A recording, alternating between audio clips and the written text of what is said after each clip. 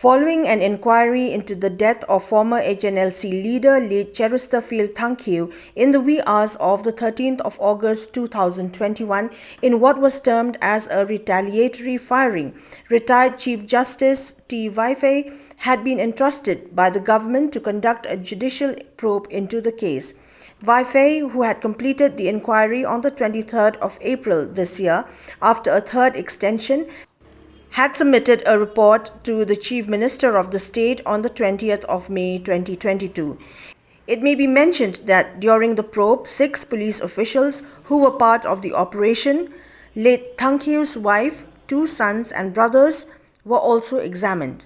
Both doctors involved in treating the deceased and also in the post-mortem examination had also given their statements on the death of the late HNLC leader. As part of the probe, the Enquiry Commission had also visited the residence of late Tankgkhiew at Maulai Kanton Masar. It may be reminded that the Commission had been directed to look into the circumstances and submit a fact-finding report as to the culpability or otherwise of the police action resulting in the death of Tankgkhiew at his residence in August last year. The terms of reference for the Enquiry Commission was notified by the government on 20th August 2021. The Enquiry Commission was also given a free hand to ascertain other circumstances which are relevant to the case. The move to issue notices by the Commission to the police personnel on the culpability of the crime was later dropped. It may be mentioned that according to the notification related to the terms of reference, many complaints alleging unnatural circumstances leading to the death of Tankgkhiew had been received by the state government. Such public grievances and allegations had caused widespread disruption of law and order in the state. Oh, I told him yesterday. Last year, August. The notification appointing me was issued in August. I cannot be precise about the date.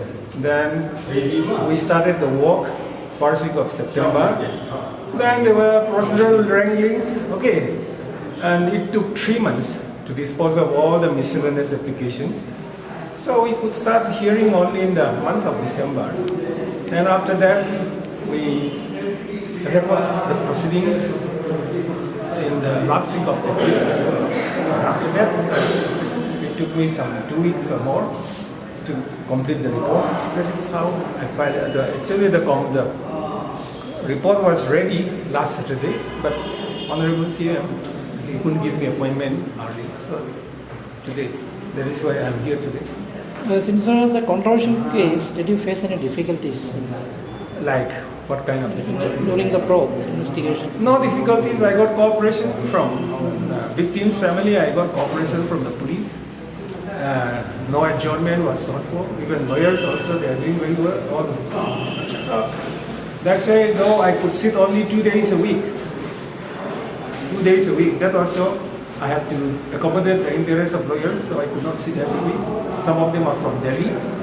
So that is how we manage. They have gone through, and it's for them to decide whether to accept my recommendation or to reject it. Yes, it's finished today. Now it leaves to government. Yes, it is now, the ball is in the court of the government.